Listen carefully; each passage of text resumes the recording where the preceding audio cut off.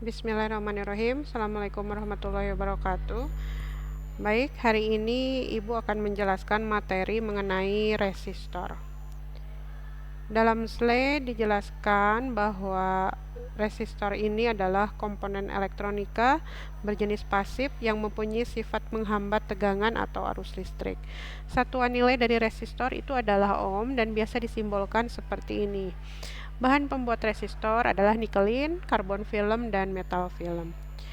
Macam-macam resistor ada 3 macam. Yang pertama ada resistor tetap atau fixed resistor. Yang kedua ada resistor tidak tetap atau variable resistor. Dan yang ketiga adalah resistor nonlinear.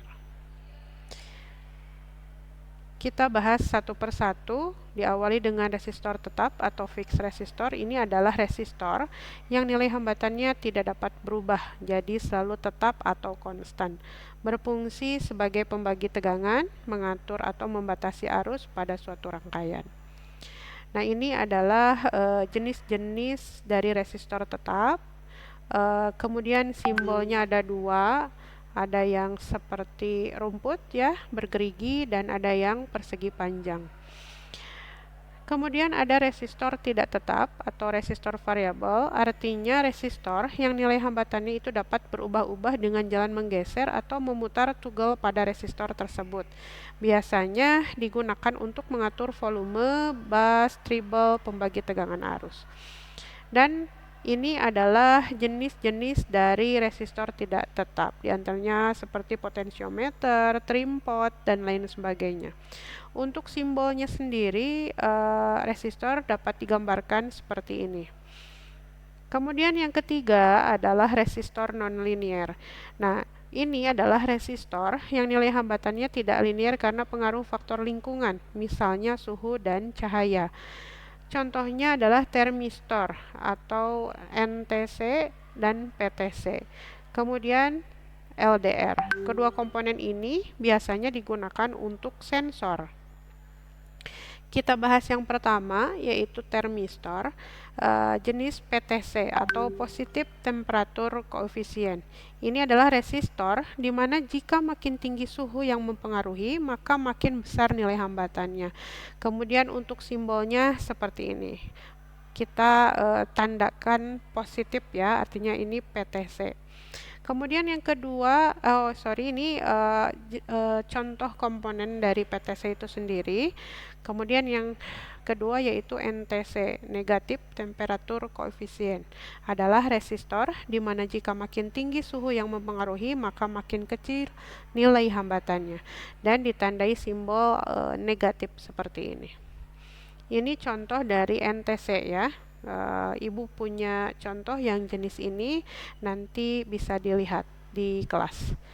Ya, kemudian LDR. LDR itu Light Dependent Resistor. Nah, ini adalah resistor yang nilai hambatannya dipengaruhi oleh cahaya. Bila keadaan gelap, artinya tidak terkena cahaya, maka nilai hambatannya akan semakin besar. Sedangkan bila terkena cahaya, maka nilai hambatannya akan semakin kecil. Ini adalah contoh dari LDR. Nanti kita bisa lihat langsung di kelas komponen nyatanya.